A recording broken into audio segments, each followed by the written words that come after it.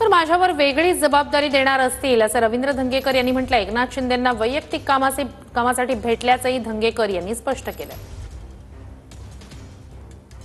येणाऱ्या काळामध्ये पुणे महानगरपालिकेची निवडणूक आहे आणि त्याची पूर्वतयारी म्हणून कार्यकर्त्यांना किंवा जे पक्षाचे नेते त्यांना काही विभागून दिले। पक्षाची सिस्टीम रन करावं लागते आणि ते अरविंद शिंदे साहेबांनी रन केली आणि त्यांनी वरिष्ठांकडून चर्चा करूनच हे केलं असेल। पण मला काय डावलण्याचा प्रश्नच येत नाही, कारण हे सगळे कार्यकर्ते आहेत आणि मी कार्यकर्ता आहे। ह्याच्यापेक्षा जास्त काम करणारे ते असतील किंवा माझ्याकडनं अजून वेगळी काहीतरी जबाबदारी असेल म्हणून ते माझं नाव बाजूला ठेवलं असेल। आज एकनाथ शिंदे साहेबांना मी भेटायला गेलो, माझं वैयक्तिक कार्य होतं हे सगळ्यांना सांगितलं। आजही सांगतो, उद्याही सांगतो। परवा अजितदादांना मी भेटलो मी, कारण माझी काही कामं लोकल कामं असतात, काही नागरिकांची कामं असतात। नाही, मी निरीक्षक म्हणून कधीच मी कामच करणार, तुम्हाला माहिती आहे।